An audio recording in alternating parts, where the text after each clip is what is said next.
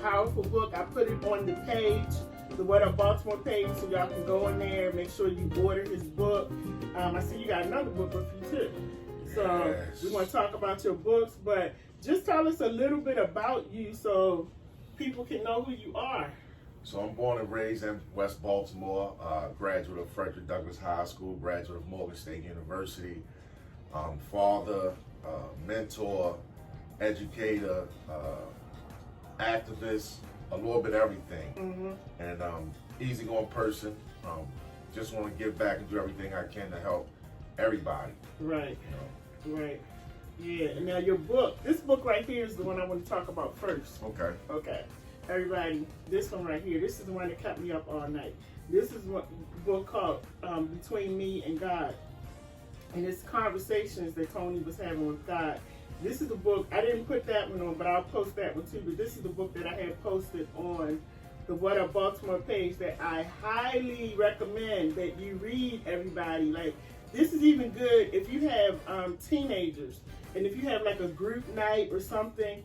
This is a really good book to share with them, to show them the things that can happen to you, you know, to show that God is merciful, but it's only by God's mercy and grace that you still here for real. Absolutely. Yeah, because when I read this, I'm like, there's no way he should be sitting here on the show. But you can tell us a little bit about your book. So earlier yesterday I was on Facebook, and shout out to Theodore Morgan, who right now they're doing the piano lesson at Morgan by August Wilson. Okay. And one of the actors had wrote a comment about how he felt as though he wasn't who he normally was. Like he felt like it was almost like he was disappointed. Something happened that may have caused him to think negative about himself. And I said to him, I said, man, you know, it's interesting because when we were at Morgan, I said, I talk about in my book how it was Dr. Dunlap and Theodore Morgan that kept me going, because when I was at Morgan, I think it was either my junior or my senior year, it was one of my darkest moments, because in the book I have a conversation with God, how it's almost like I'm pleading with him because I was going for a divorce and everything was turned over to me, the house, everything, but I took nothing. Wow. And I moved into an apartment that my brother had got for me. I moved into this apartment and I purposely bought a blow-up bed from Walmart. Oh yeah, blow-up bed from Walmart, and I had like a little shelf that I put my Bible on, and I purposely bought no TV. So every day I come home from school, I'm in this gigantic apartment with nothing but a blow-up bed in my Bible. Wow. And when I would go in this room, I would plead to God like I was saying, like, man, what do you want from me? I walked away from the streets. I'm doing everything that you've asked of me. Right. And yet my life is still getting worse and worse.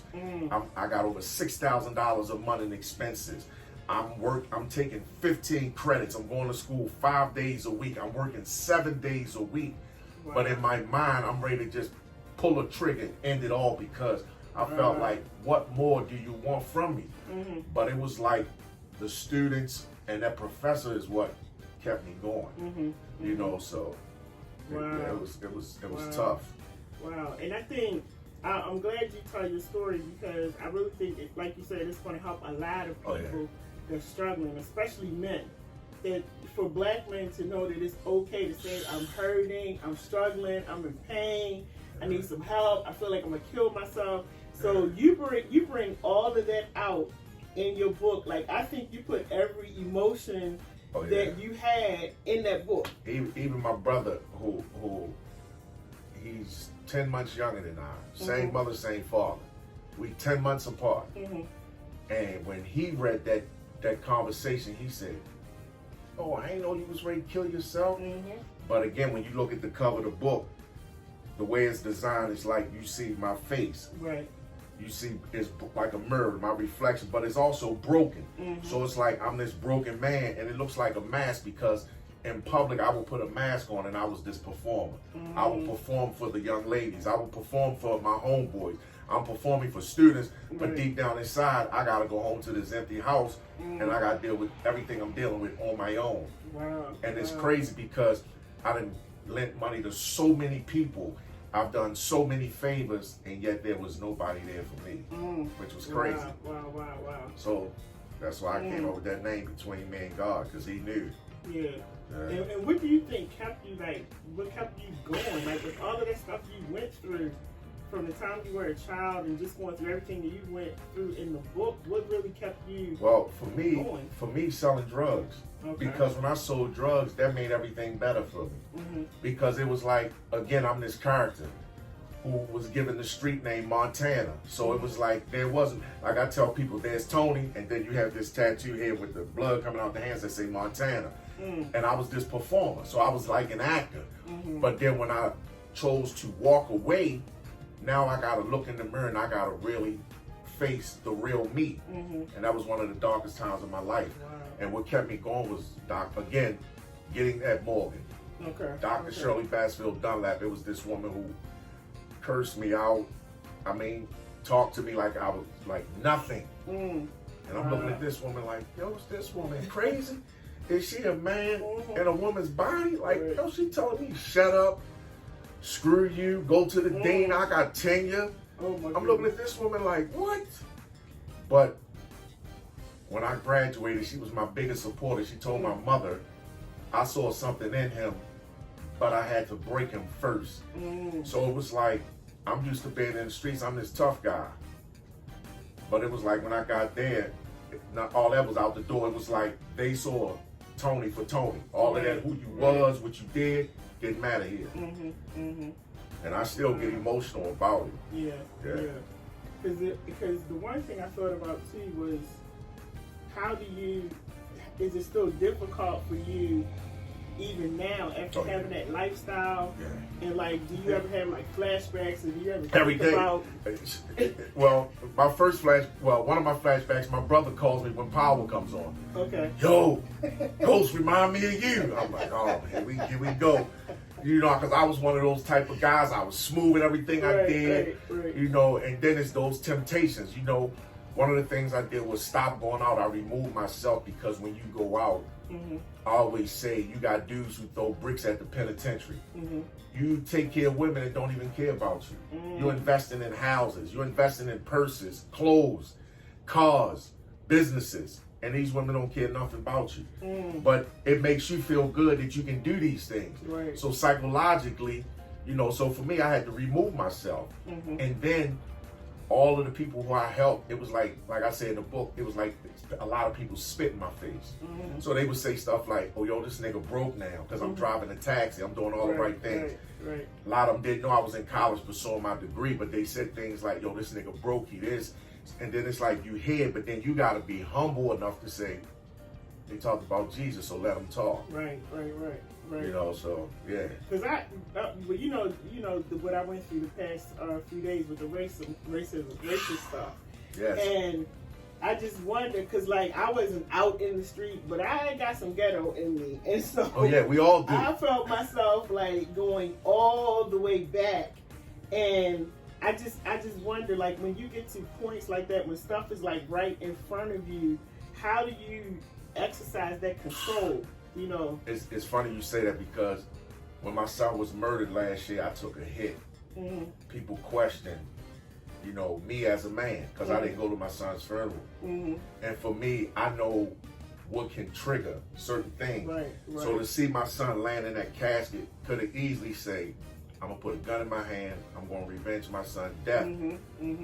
But then what about my family that's still here? Right. So I had to think, and that's like with your situation, I thought about it, I said, Charlene has so much going for yourself, and the devil has to find what's your breaking point. Right. Like even with myself, sometimes he uses my girl against me. He can use your kids against you. That's right. He will use the person that's closest to you, that know you, that can push the button to get you off your game. That's right. And that's one of my biggest fears of living in Baltimore, because when you look at what's going on now with a lot of these younger gentlemen, they don't know who you are. Right. They don't care who you are. Right. But in the back of your mind, you saying, I don't want no trouble. Right. I don't want to hurt nobody's kid. But I got to do what I got to do to protect me. Yeah. So you try hard as you can to stay prayed up. That's why I ride with my Bible right on my driver's side door. Every day is that Bible right there. Because again, like with your situation, you could have been like some of the young ladies I saw on social media who spit in the person's face at McDonald's. You could have threw something, assaulted, then you would have get locked up. Now you're down there in their land, and God forbid, Greg and I, we'd have to catch the first train of plane to try to come get you out.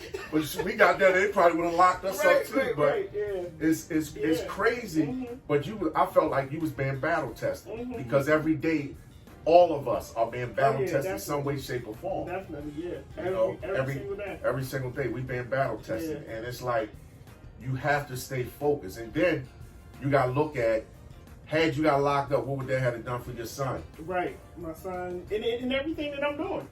Everything you're doing, because then they would have changed the. The media likes to change the narrative. Angry black woman comes down here, does this, does that, and you don't get to tell your story. Exactly, and that's why I was thankful also that it happened at a time in my life where I had grown and I've matured. So now I can talk to you without raising my voice, but I can still get my point across. Right. And like I was telling my mother, the biggest issue I think that guy had was that he was a white man. Here's a black woman speaking to him, and if you speak anything above Ebonics or the second grade, they're threatened all of a sudden. Oh, yeah. They're threatened, and he's scared. He's telling the police, I got this irate woman here, and all this kind of stuff. But you're the one that's threatening and harassing me. But when the tables are turned and I'm able to speak to you and address you, not put my hands on you, I'm still back here, I'm on the other side of the counter,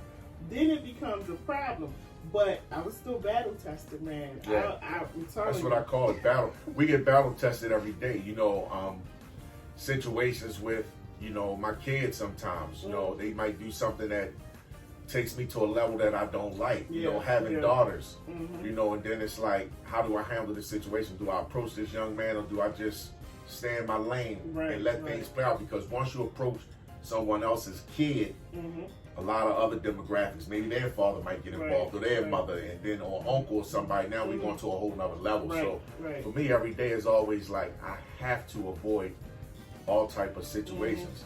Even the craziest situation I've ever had, driving for Uber. This lady ordered the Uber. I might have lived 2 minutes from it. She canceled. Ordered the Uber again. It came back to me. She canceled. Ordered Uber again. It came back to me. She canceled. So I said to myself, maybe this person's new.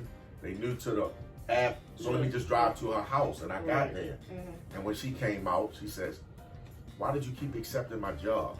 I said, well, Uber like us to accept 85% of the work. I said, any reason you kept canceling? She said, you ain't want no niggas driving. Ooh! And she was a black woman. Whoa! She was a black woman. The old me, I'd have tore and tore. But I caught myself, and I said, what I wanted to say was but then I thought, what if I tell this woman get out and I disrespect her? Then she called the police and said I raped her. Right. So for me, I just looked at her, smiled and said, ma'am, do I remind you of your husband or someone? And she says, I don't give a rat's if you take me or not. I took her to a destination. I ain't tell her get out or nothing. Wow. I took her to a destination. Ma'am, you have a blessed day. Emailed Uber, told them what happened. They said, we'll cancel that account. Wow. But the old me, I'd have ripped into this woman. It got real ugly. But that's when I knew I was maturing, because I was like, man, that was a tough one. And she was a black woman. Wow. Yep. So I couldn't. But they say sometimes we are our own worst enemies. Yes. So that's I'm not really surprised, because look, I was telling everybody on the video that when all of that speaking up that I was doing to that guy, that wasn't for me. That was for the woman that was sitting there with her head down like this, like she was afraid to say something.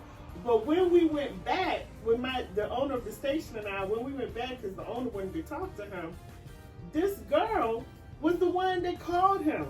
The white guy was sitting off on the side, like he's sitting there drinking his coffee, me and Alicia, we standing there. The girl was the one Where was she from? Is she from here or she was from down there? I guess she lived down in Jacksonville. She worked at the hotel.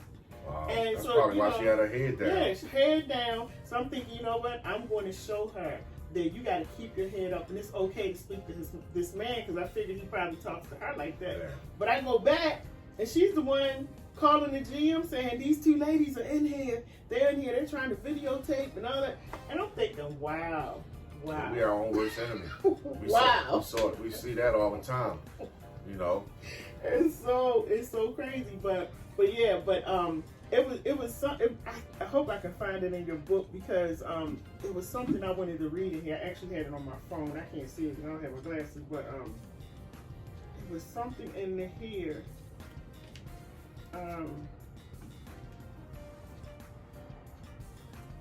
This was one part that I enjoyed that you have written. You said, and everybody, this is coming out of his book, Between Me and God, My Personal Conversations with God. And you said, I'm one of your chosen. I have accepted my role to be an example of faith and change. At times, I will admit I'm confused. I now see I need to have a full-time relationship with you to be more prepared for the attacks on my life. I'm human and make excuses instead of giving you the time and praise daily. I know you get tired of hearing me say the same thing over and over again. Today I come to you for help. I surrender and need you to guide me to become the man you made me to be. I accept my role and purpose, and I will forever serve you. Like, that is so powerful. Yeah. That's so powerful. Many times I felt like he kept giving me chances. Mm-hmm. And it was like, in writing that, it was like, I saw everything for what it was. It's like, I watched one brother get sentenced to 20 years with no parole. I watched my other brother get sentenced to 2.5 years. I watched a friend of mine get sentenced to 10. Another friend of mine gets 15. And all of us together. Wow. Another friend gets 10 years. Another one gets 2.5. So all these guys that's with me going to jail, yet I'm shielded. Yeah. And it's like he's saying, how much more I got to do for you to wake up? Like, and for me, it's like, I said, well, if you know what I'm doing is wrong, why you keep allowing me to get away with it? That's what I asked. It was like, if you know what I'm doing is wrong, why do you keep allowing me to get away with this?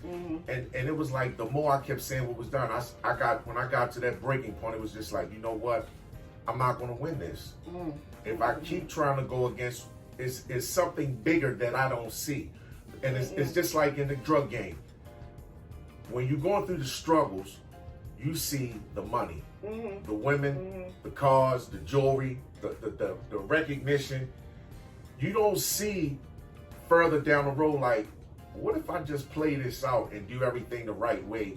How can my life be in 10 years? Because one thing we have as us is impatience. We want results right away. Even when you get in an argument with your girl, you try to make that point right over now. Instead of sometimes saying, I'm gonna just walk away and let this simmer, or chill out for a minute and come back maybe a day or two. We want results right away. Same thing with anything. You walk into a dealership, you want a certain car right now. You know, so you do those things to get results right away. And that was me. Once I got a taste of that money, there was no turning back for me. I just felt like that, oh, this is the life, you know. But I had to submit, because it's like, how many more chances is God going to give me? Sooner or later, He's going to say, like, you know what? There's only one way He's going to learn. And to see the look on my brother's face going to prison, even when my one brother who sat in front of the state's attorney and them, the federal attorney and them, and they said, give us Tony, we'll cut you a deal. We just want your brother. You give us Tony, we'll give you probation. They gave that opportunity to him and his best friend. And both of them. And now here it is, my brother was making close to $80,000 a year. Military dude, ain't never been to jail. His homeboy, best friend, never been to prison. Truck driver. And they put the deal on the table for both of them. Give us Tony, y'all a walk. That's who we want. We want him. He said, man, he ain't got nothing to do with this. My other brother, he was called Montana. He got 20. He turns around in the courtroom like this to me. And he did the time. The 20. Barack Obama cut his time because he wasn't no violent offender, so he was one of those guys that came home in 10 years. So again, it's like, and here what was crazy. I stood up in the courtroom and said, Your Honor. He said, oh no, before you speak, I recommend you go upstairs and get an attorney. I walk up, I go up on an elevator, I get off. Let's say this is the library. Mm-hmm. Imagine this wall right here is your bookshelf. Mm-hmm. 1,100 tapes of tap conversations, of wiretaps. This is what the lawyer saying to me. He says, see all them tapes right there? They're your brothers. He said, bruh, you could be Jesus Christ. He ain't going. He says, whatever you're going to say, I advise you to go downstairs and say, I plead the fifth. What I was raising my hand and says, I'm Montana. Mm-hmm. Like the lady lying. Right. But I then came downstairs and said, y'all, I plead the fifth, and I sat down. Wow. Tell me that wasn't crazy, bruh. They asked her, when was the last time you saw your husband? She said he was in the basement of our house at the pool table. He counted $1 million with Montana. And they said, who's Montana? She said, him right there, and pointed to my brother. Whoa. All of us looked just alike, same mother, same father. But he turned around like, and I was just like, yo, this is crazy. Oh my goodness. Yeah. Wow. So again, after that, I was like, I gotta do the right thing. So that was time. Setting in there at the time I was married, and I said to my ex-wife, I said, I'm done. I say, sell a Mercedes, sell a van. She was like, we can put it in, sell everything. I'm done.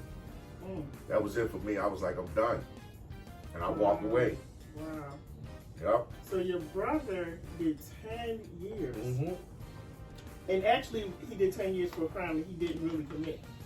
That he was accused of some things, but the part of her calling him me was one thing, but also he was on 1,100 of those wiretaps. Okay. I never was on the tape talking or anything. I never talked to anybody. Okay. I only talked to one person, and that was my other brother. I never talked phones, none of that. Wow. Text, none of that. I never did those things. Like, only way you want to know something about me, you got to be really close to me. And if you ain't a family member, you can assume, but nah. And that's why I said again, for whatever the reason may be, even like I said, working with the Baltimore City Police, when here it is, I'm making this transformation, and then I'm trying to do all the right things, and I'm going to, these schools trying to come in and speak and share my story, my testimony, and nobody would give me a shot. Wow. But the Baltimore City Police Department. I'm at the headquarters. The people that got my head on a platter. I'm at the headquarters. Wow. I'm at the headquarters. Wow. I'm at the headquarters, and these people said, man, let's see what you got. Let's hear what you got. And I said, man, I created this program, Theater Saves Lives. I want to come in, work with kids, and use theater as that vessel to get the message across. And they said, okay, when you want to do this? I'm like, whenever y'all ready. We did this for 5 years. Wow. For 5 years. And again, the partnership was crazy. It wasn't one of those things where it's like, man, you sure you ain't? Wasn't no questioning me, none of that. They could tell, like, he ain't the same person. But they knew my background and how it was when I was on the streets, that if anybody can talk to these kids, he could. So again, it was like God started using me slowly but surely. And you do the theater program at school, right? At your school? Well, the theater program wasn't done at my school. When I tried to do it at the school, Milford, they said they already had my brother's keeper in the school, which was Barack Obama program. My program, Theater Saves Lives, was done at Catonsville Alternative, where kids who got put out of school, they allowed me to come in. I wasn't charging. The Baltimore City Police Bridge program, where we was in Franklin Square Elementary, but they brought in 6 different schools. And once a week I would go there and we would create and put plays together. And then I worked also with Lieutenant Russell. He had his program where we would take kids in the summer. And like the new book that I have that's on drop, that's not going to be the original cover, and I still got to do some more editing to it. But the book of monologues, the reason I wrote that, when you hear monologues, you think audition pieces. And again, it's theater. So this book is going to help parents, teachers, and students with communication. Okay. So in this book, there's a bunch of skits. And at every end of every skit, there's questions. Okay. So I got this one in here called Girlfriend. I'm sorry, New Girl. And the guy says to his classmate, you should put me on with the new girl. She said, well, you already got somebody. He said, so, and? So she said, I ain't talking with you. So he said, his best friend, and said, yo, you see that new girl? He said, yeah, I already got her number. So he said, oh, wow, you can be the most popular dude in school. He said, yeah, I know, I'm going to take her out today. He said, yo, for real? He said, yeah. So the two go out. So he asked the girl, he said, let me ask you a question. Are you a virgin? She says, yeah. So he said, come on, man, you too pretty to be a virgin. She says, no, I'm a virgin. So then she says, well, let me ask you, are you a virgin? He says, no, I had a couple bodies. Wow. She said, okay. So she said, let me ask you another question. He said, yeah, what's up? She said, what do you want from me? He said, I want to get to know you. I want us to be cool. She said, come on, man, you serious? He said, yeah. She said, no, keep it at 100. What do you want? He said, I ain't gonna lie, I want to sleep with you. She was like, wow, for real? He said, yeah. He said, I'm gonna make you my girl. She was like, I don't think that'd be a good idea. He said, why? She said, I just think, you Russian. He was like, no, I ain't gonna mess with nobody but you. She said, no, this would be good. He said, why? She said, I'm HIV positive. Whoa. Whoa. So he said, come on, man, you ain't gotta play the HIV card. She says, no, I'm HIV. So then he says, would you get high? She said, no. She said, when I was born, my mother was an IV drug user, so I contracted it as a baby. She said, this is why I'm a virgin. She said, when I tell people my status, people don't want to be my friends. Now, my questions come to the students. Would you tell your status if you was HIV? Would you still be her friend? Right. Should we get educated? So this whole entire book is skits. We got two kids in the car. Traffic stop. Wow.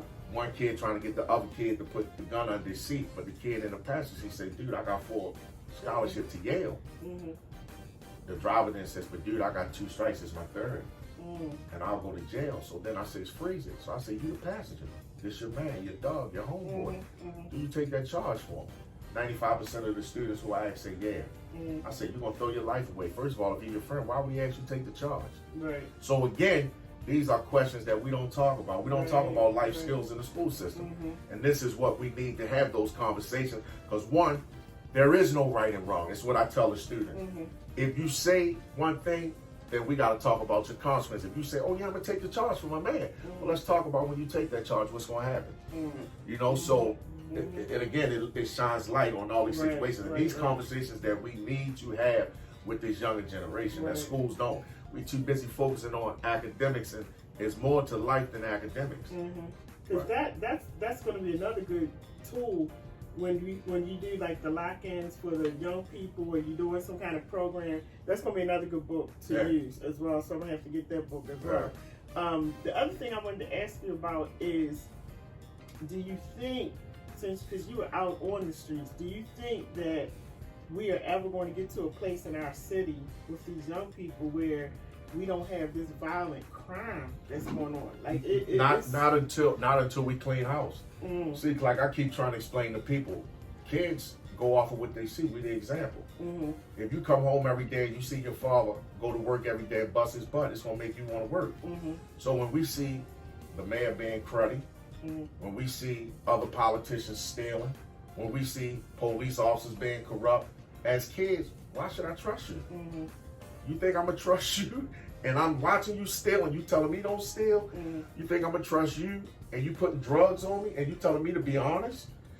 You want me to tell you what crime I saw and then you put me out there that I'm a snitch and put my head out there for somebody to kill me? So as long as these kids don't see the example of what we need to see, they're gonna keep on doing what they want to do, because right now, like I keep telling everybody, we have to listen. It's time to listen. And we've yet to do it. We don't want to hear nobody's opinion.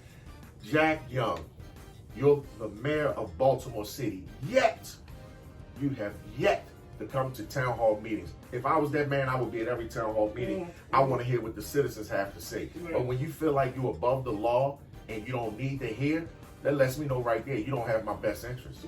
That's just how I feel.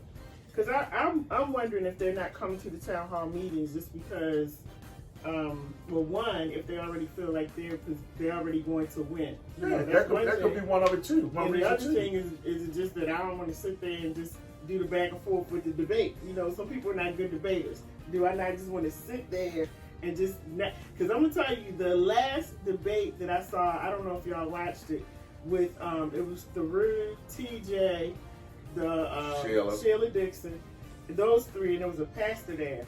And I mean, that thing was, I was in Florida watching it, and it was rough. It was getting rough. It was hot.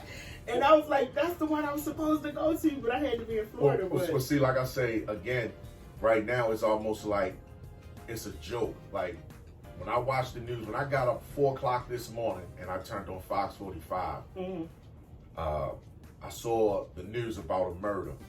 But then Larry, the celebrity cab driver, had his phone. He was on live, and he was in the neighborhood where the girl got killed. Oh, wow. And he actually interviewed, he had the camera on the guy when they called his phone. It must was his girl or his daughter, and said she didn't make it. Oh, wow. And he was on a bike screaming and hollering. And then all of a sudden, some other man stand there and say, we need the National Guard. Screw martial law. We need the National Guard in here because this thing is getting out of control. Yeah. I'm going to tell you what's going to happen. These politicians who take it for a joke, sooner or later, they might be the next victim. And that's sad to say. Or maybe their daughter or their son. Then you're going to really see what these other parents are going through. Because right now, they feel, oh, I'm invincible. It can't happen to me. It can happen to anybody. You ain't got to be in the streets. You had a 73-year-old woman walk into a car that got shot. It can happen to anybody. And it's like, there, to me, there's no sense of urgency. There's no sense. All this beefing going on. You got Brandon beefing with TJ. Right. You got Theroux beefing with Sheila. Everybody trying to throw each other under the bus. Oh, when you did this, you did that. When you did this, we just need to know the solutions.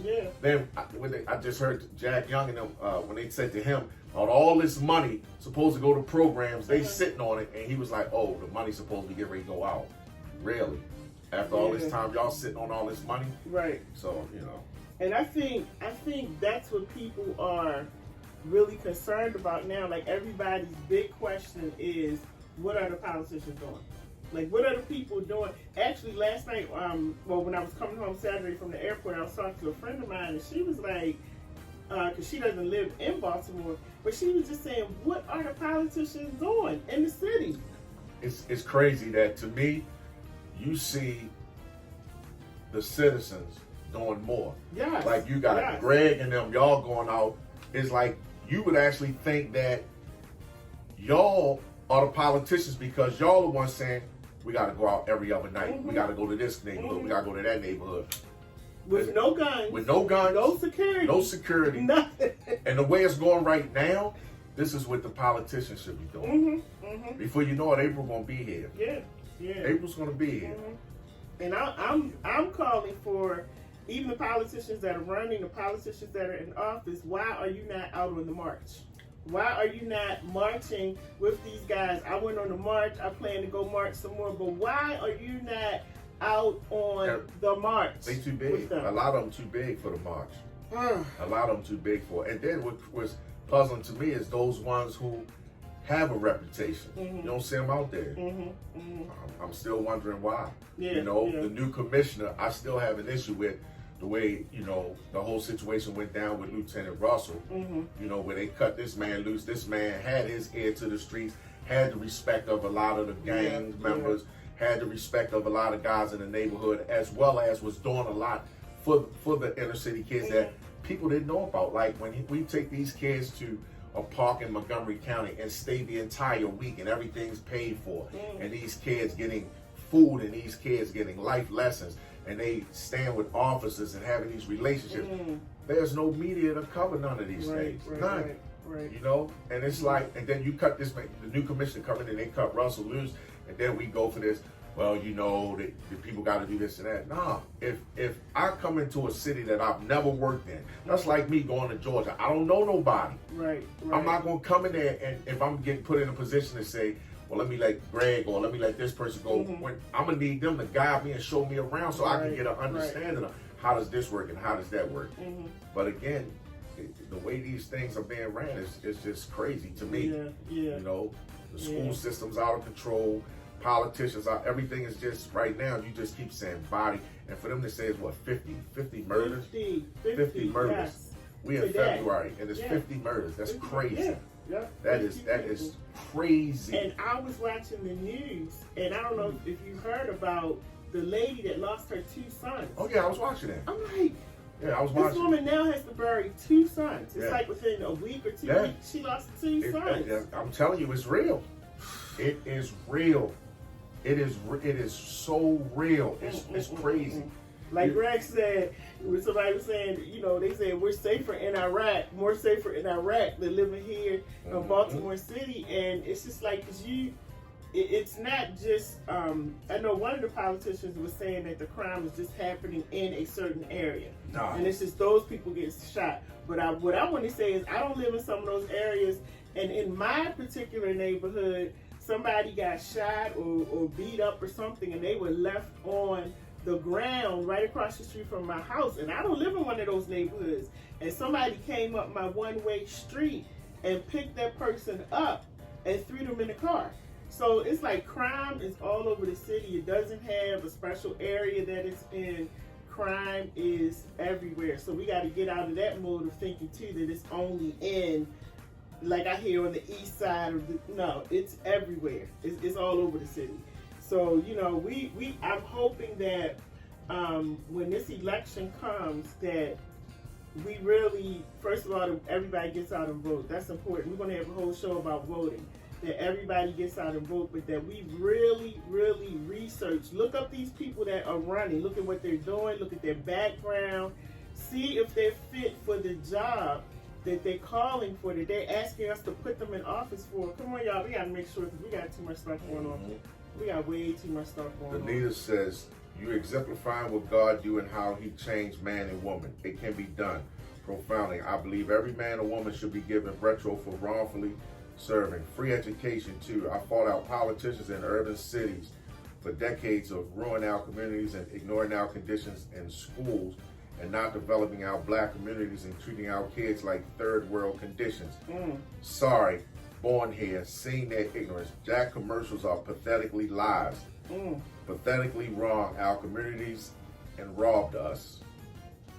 Yeah, that's crazy. Wow. Keith Reed says, Tony, man, I am super proud of you. Now that brother there, that was my partner back in the day. Wow. Man, that man took many trips to New York City, did what we had to do, and he was from White Lock, I was from Emerson Avenue, and it was like a brotherhood, and we still tight to this day. He's doing great things, changed his life, you know, been married, going to school, got his CDLs. You know, I'm super proud of Keith. Very proud of him. Wow, Yes. Wow. Yeah. And those are stories I think that we need to hear more about too, because a lot of times, you know, all we see on the news now is who shot who and who did and who getting locked up, but we don't see success stories like yours or like your friend. We don't see the stories about the men going out on Monday, Thursday, and Saturday for 2 hours at a time. It's crazy because those same guys, like I told you, my brothers. So my brother who was sentenced to 20 years, he has a job making like $40 an hour, has his CDLs, doing good. My other brother, he has a job probably making $200,000. Wow. He called me yesterday and was like, yo, my bonus check was for $7,500. Oh my goodness. Yeah. Wow, You bonus know, check. Your bonus check. That was a bonus check. Woo. You know, doing great. My other homeboy lives in Pennsylvania, owns several trucks, house, doing this thing. My other homeboy, Javante, you know, got his CDL, got his associate degree, working on his bachelor's at Morgan. Mind you, each of these boys I'm naming was in the streets. So it was like, what caused everybody to turn? And see, because again, our neighborhood, none of us had fathers except for one in the house. And that was my buddy Tim. Most of us, no fathers in the house. And mothers doing the best they could. So can you imagine you in a neighborhood where you got all these young men struggling, and we all growing up together. So we like, oh, we can get some money? Because it's crazy. None of us was brought up like that. We was brought up in the church, playing video games, playing sports. That was it. buying clothes from the veteran warehouse uniforms to I look like a remember baseball. I'm saying, you know, we wasn't brought up to do none of that, but it was like everybody followed suit.